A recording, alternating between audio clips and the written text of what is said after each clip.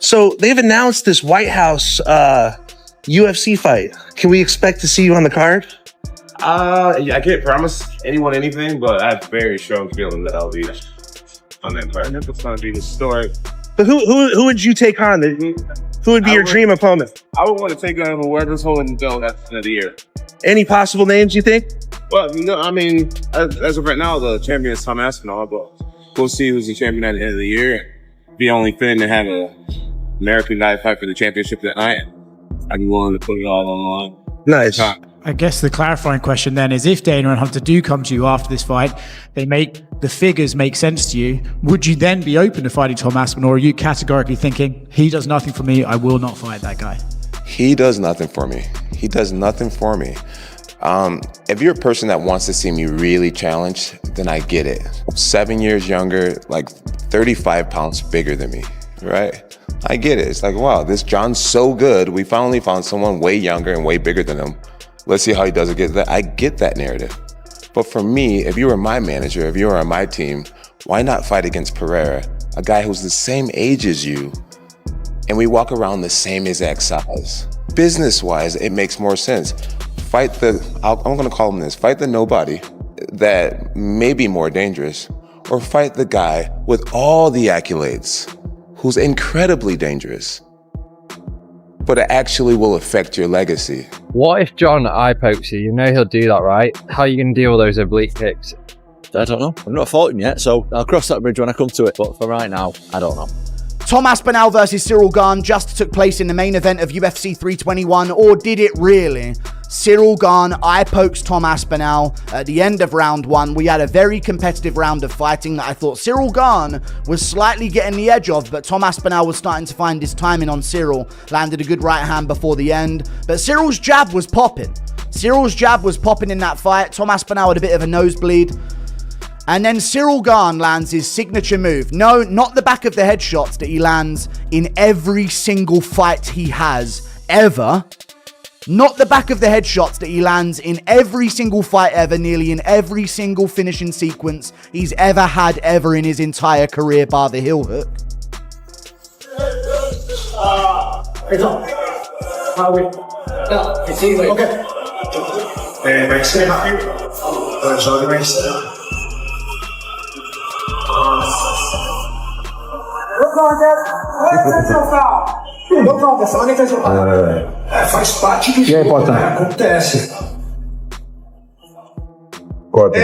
Timing couldn't have been more telling.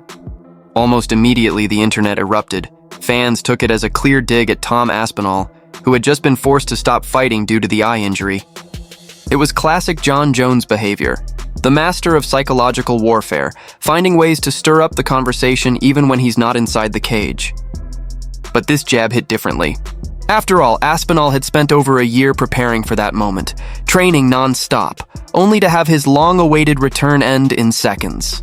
The backlash online was instant. Fans slammed Jones for being disrespectful and immature. I think we started very well. I think he started very well, but I think I started very well. Because everybody knows his strategy every time he started really hard and surprise his opponent. I think we were when we defending a takedown, I touch him. We saw some blood on his nose. It was a really great first round, and that's why, maybe also I was a little bit disappointed. Guys, I just got poked knuckle deep in the eyeball. Why are you booing? What am I supposed to do about it? I didn't do the poke. I can't see. Tom, they should not be booing. I agree with you. You waited a long time for this moment. Talk to the disappointment of this being how it ends. This is bullshit. The fight was just getting going.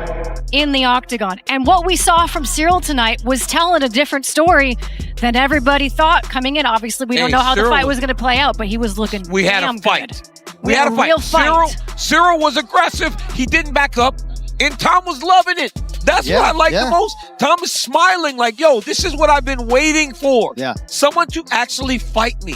Hey, man, if this dude's eye is good, put him in December. Tom Aspinall versus Ciryl Gane has ended in a no contest. Ciryl Gane poked Tom Aspinall in both eyes, almost knuckle deep. Tom was fuming over this, and I cannot blame him.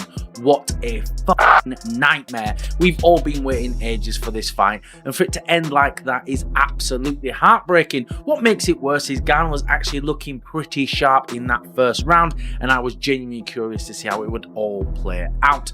This has been a complete shame. Others, however, said this was just classic Jon Jones, ruthless, strategic, and trolling at the highest level. And just when fans thought the drama was over, Jones took things even further. He jumped back on social media, this time turning his attention to Alex Pereira and calling for a massive White House super fight. That's right. Instead of focusing on the highly anticipated showdown with Tom Aspinall, Jones seemed to have shifted his sights toward Pereira, who's coming off an impressive win over Magomed Ankalaev. Jones congratulated Pereira on the victory, but made his intentions clear. He wants that fight next, promising to deliver the biggest spectacle the combat sports world has ever seen. With the rumored White House event already shaping up to be one of the most historic cards in UFC history, it looks like Jon Jones is making his move to secure a spot at the very top. Right now, because of what I just saw happen in a heavyweight title fight. The fight ended in a no contest between Tom Aspinall and Ciryl Gane due to an accidental eye poke. This is only the second UFC title fight in the 30-something year history of the company to end in a no contest. I mean, the arena was on fire. The stage was set for something magical to happen. You had two guys that were primed and ready to go and fight for the most prestigious prize in all of fighting. As Miles tries to strike back there and break stuff down, Liverpool got beat again today, so it's like becoming the norm. Every post-fight reaction, Liverpool's getting beat. But the stage was set for something amazing to happen. And we got what was one of the most anticlimactic finishes I've ever been a part of, but what we got up to that point was amazing. What we got to that point was very telling. What we got to that point was we got the opportunity to watch the two best heavyweights in the world fight for the championship in the UFC, right? Jon Jones isn't here. Francis Ngannou isn't here. The guys that we had in there right now are the two best in the world. Fans are now wondering, will the UFC really let Jon Jones bypass Aspinall again? Or will Dana White finally step in and make the fight everyone's been waiting for? One thing's for sure, Jon Jones is back in full villain mode. And whether it's a blockbuster clash with Alex Pereira at the White House or a long overdue grudge match with Tom Aspinall, one thing is certain, the heavyweight division just got a whole lot more dangerous. He's annoying to me. He's annoying to me. And that's my own personal, he annoys me. I get to you guys, you find it entertaining, but I find him annoying. And I just don't like him. And at the end of the day, if I give him the opportunity to fight me, I want to be so compensated. I want to say it, I want that you money, honestly. And that's just what it is. That's just what it is. Or else, my life is perfect without him. I don't need him at all, and he needs me. And that's a good place to be in a negotiation. You're calling out Jon Jones. Yeah. Right? That's the boogeyman. Like, Jon Jones is the fucking boogeyman. When he fought Gustafsson, he had almost no training about it. And Greg Jackson was always like, he didn't even train for that fight. He pulled that fight off in the 4th and 5th rounds. Because he can do everything. That guy's got elite jiu-jitsu. He's got elite takedowns. His striking is outstanding. I mean, he knocked out Sergey, who's the scariest fucking striker in all of MMA. Yeah. And he knocked him out in the first round. And the way he did it was just picture perfect. And he did it with a fucked up back.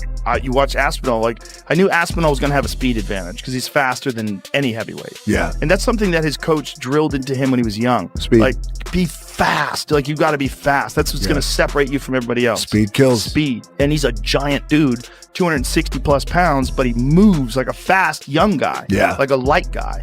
And so and he's also just so well-rounded. And he's just beginning. Yeah. I mean, that was really the first big test of his career. Even if it means stepping over Aspinall once again. The MMA world is completely divided. Many fans are angry with Jones, accusing him of mocking Aspinall and avoiding the rematch everyone's been calling for. Others argue he's just playing the game, chasing the biggest payday and spotlight available. But one thing's certain, this is classic Jon Jones chaos. Analysts like Joe Rogan and Daniel Cormier have already chimed in, saying this only reinforces what fans already know. Jones is a master of mental warfare. Rogan put it best. Jon Jones doesn't just beat opponents inside the cage, he beats them before the fight even begins. Meanwhile, Tom Aspinall has remained completely silent. No posts, no interviews, no response. But for those who know him, that quiet can be the most dangerous sign. Aspinall rarely speaks without purpose, and when he does, it usually means he's ready to back it up with action. Jones mocking. Aspinall, after one of the toughest moments of his career, and then immediately shifting his focus to Pereira, has set the entire MMA community on fire.